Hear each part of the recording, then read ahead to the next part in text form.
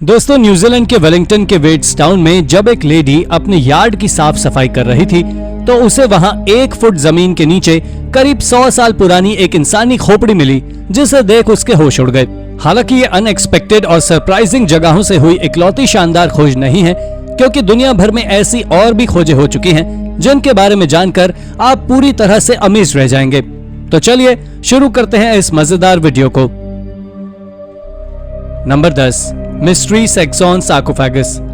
दोस्तों, 2013 में इंग्लैंड में आर्कियोलॉजिस्ट को कुछ ऐसा मिला जिसे देखकर सब हैरान थे, क्योंकि एक रेनोवेशन के दौरान आर्कियोलॉजिस्ट को एक अननोन चर्च के पास स्टोन का सार्कोफेगस मिला था, जो शायद सैक्सोन किंग का था। जब आर्कियोलॉजिस्ट ने इस सार्कोफेगस को खोला तो उसके अंदर उन्हें एक बहुत ही चौंका देने वाला स्केलेटन मिला, जिसने लेदर के बूट्स पहने हुए थे।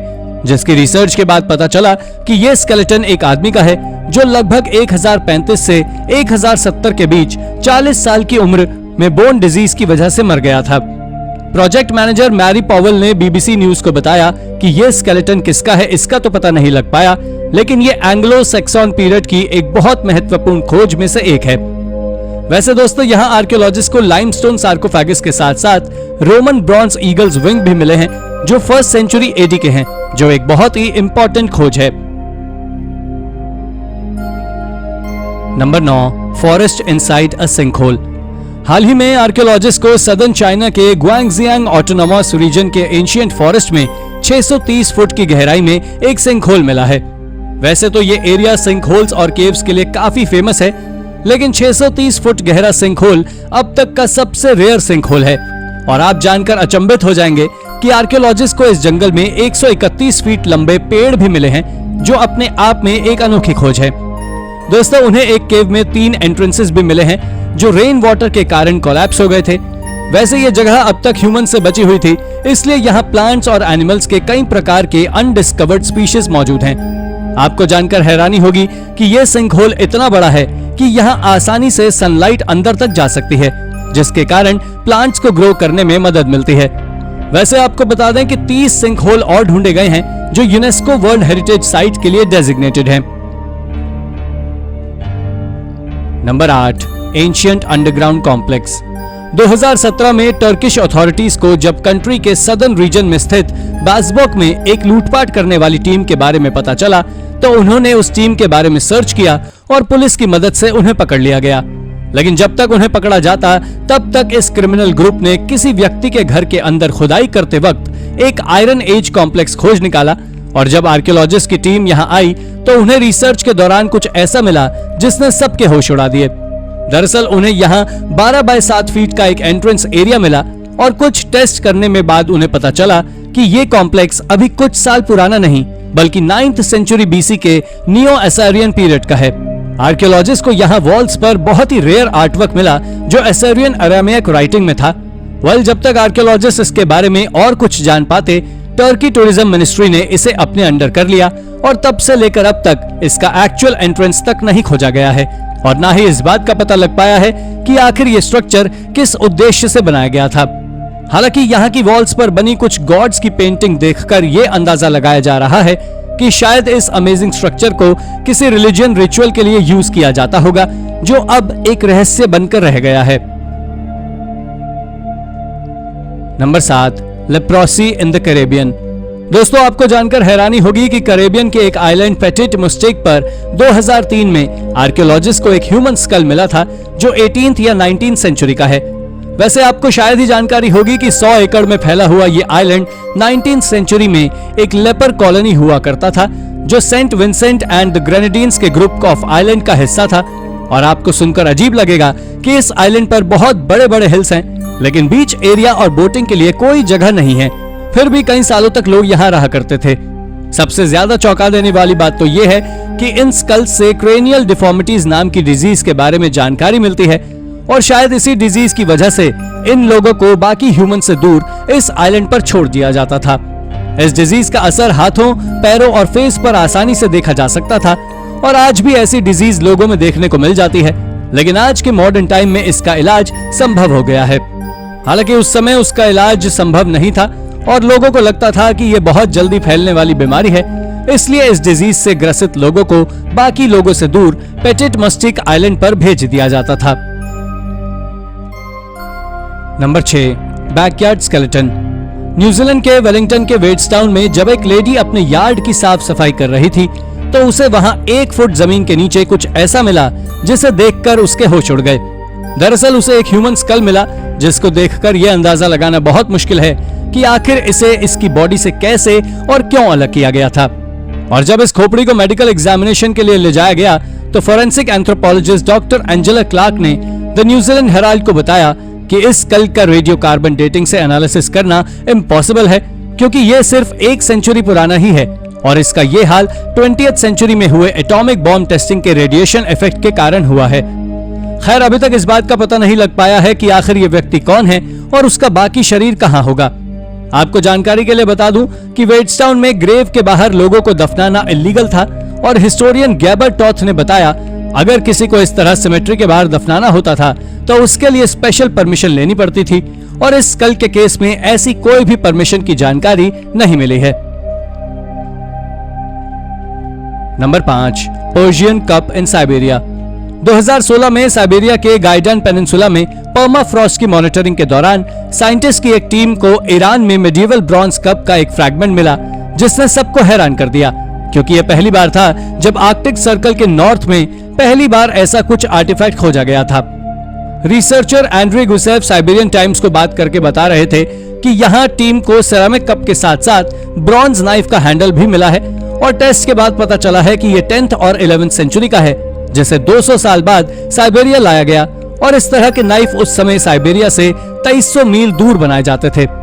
एक्सपर्ट्स इस बात से हैरान हैं कि बिना किसी मॉडर्न टेक्नोलॉजी के इसे कैसे बनाया गया होगा और फिर कैसे ट्रैवल करके 2300 मील तक लाया गया होगा। साइंटिस्ट डॉक्टर आर्काडी बॉलो का कहना है कि रशिया के अपर कामा रीजन में एशियन मर्चेंट 6th और 7th सेंचुरी में आए थे। ये पर्शियन इंपोर्ट्स अपने इंडिजिनियस खैंटी और मैंसी ग्रुप के लिए बहुत हाई वैल्यूज वाले हुआ करते थे और इस तरह के कप्स और पॉट से रिलीजियस रिचुअल किया करते थे और उन्हें होली प्लेसेस पर रखकर स्पिरिट्स और गॉड्स के उपहार के रूप में दिया करते थे। वेल, इस बात से ये तो पता लगता है कि उस समय भी लोग भगवान में इतना ज्यादा भरोसा किया करते थे। नंबर 4, अ व्हेल इन वर्मोंट। दोस्तों, 1849 में लैंडलॉक स्टेट वर्मोंट में रेल रोड बनाते समय वर्कर्स को कुछ ऐसा मिल गया जिसने सबको अचंभित कर दिया। दरअसल वर्कर्स को वहां एक बेलुगा व्हेल का स्केलेटन मिला, जिसने सबको ये सोचने पर मजबूर कर दिया कि आखिर एक छोटे से टाउन शार्लोट के फार्मर प्लेस पर इतनी बड़ी व्हेल कहां से और कैसे आई। दोस्तों, ये जगह शोरलाइन ओशन से लगभग 200 मील दूर स्थित है और इस व्हेल को शार्लोट व्हेल के नाम से जाना जाता है। वैसे यहाँ और भी कई प्रकार की व्हेल्स पाई गई हैं, जिनकी मौजूदगी ने यहाँ की अथॉरिटी और एक्सपर्ट्स को अचंभे में डाल दिया है। कुछ लोगों का कहना है कि ये बाइब्लिकल फ्लड के कारण यहाँ आ गई थी, मगर Swiss geologist and ice age expert Louis Agassiz का कहना है कि 12,500 से 10,000 साल पहले ये जगह चैंप्लियन वैली से सबमर्ज थी, जिसे चैंप्लियन सी के नाम से जाना जाता है। और आपको जानकर हैरानी होगी कि ये जगह चारों तरफ से ग्लेशियर से घिरी हुई थी और इस व्हेल का साइज एक कार जितना लंबा था, यानी कि ये व्हेल 12 फीट लंबी थी। खैर, इसकी बोन्स बहुत डैमेज हो चुकी थी, जिसके कारण रेडियो कार्बन डेटिंग से इसकी और जानकारी प्राप्त करना मुश्किल हो गया है। Number 3, prehistoric remains in downtown Miami. हाल ही में मायामी के एक पार्किंग गैराज के डेमोलिशन के वक्त साइंटिस्ट को कुछ ऐसे प्री हिस्टोरिक आर्टिफैक्ट्स मिले जिन्हें देखकर उनके होश उड़ गए, क्योंकि इन आर्टिफैक्ट्स में ह्यूमन बोन्स, फ्रैगमेंट्स और पॉटरी शार्ड शामिल थे। आर्कियोलॉजिस्ट एड्रियन एस्पिनोसा वेल्डर का कहना है कि यहाँ एक ह्यूमन स्कल मिला है जो जमीन से मात्र 6 फीट नीचे ही दफन था और उनके अनुसार ये सभी चीजें टेक्वेस्टा नेटिव अमेरिकन ट्राइब से जुड़े हुए हैं जो पहले यहाँ रहा करते थे। सबसे अजीब बात तो यह है कि जब 1972 में इस पार्किंग गैराज को बनाया गया था तब और उसके पहले भी यहाँ ऐसा कुछ भी नहीं मिला था, लेकिन जब इस बिल्डिंग को गिराया गया तो यहाँ मिली चीजों ने सबको अचंभित कर दिया। वेल, इससे ये तो पता चल गया है कि मायामी के रिवर माउथ पर कई सारे एंशिएंट टाइम्स एक्टिविटीज हुई थी जो पास्ट में मायामी के डेवलपर्स के लिए प्रॉब्लम्स क्रिएट करती थी, जिसकी वजह से उन्हें नेटिव अमेरिकन ग्रुप्स और प्रिजर्वेशनिस्ट के साथ लीगल बैटल्स करनी पड़ती थी।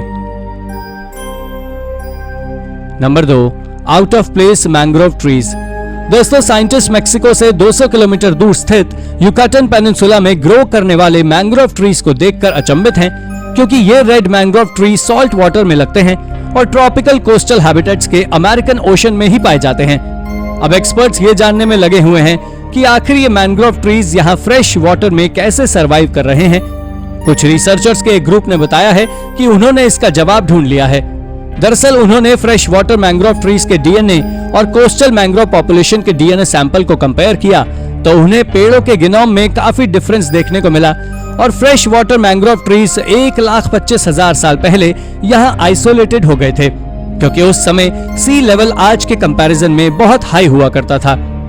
दोस्तों ये जगह पहले कोस्टल रीजन से कनेक्टेड हुआ करती थी, जिसकी वजह से ये ट्रीज और यहाँ मौजूद कई सारी पानी में रहने वाली स्पीशीज सरवाइव कर पाई और फिर धीरे धीरे बदलते एनवायरनमेंट के साथ खुद को बदलती गईं।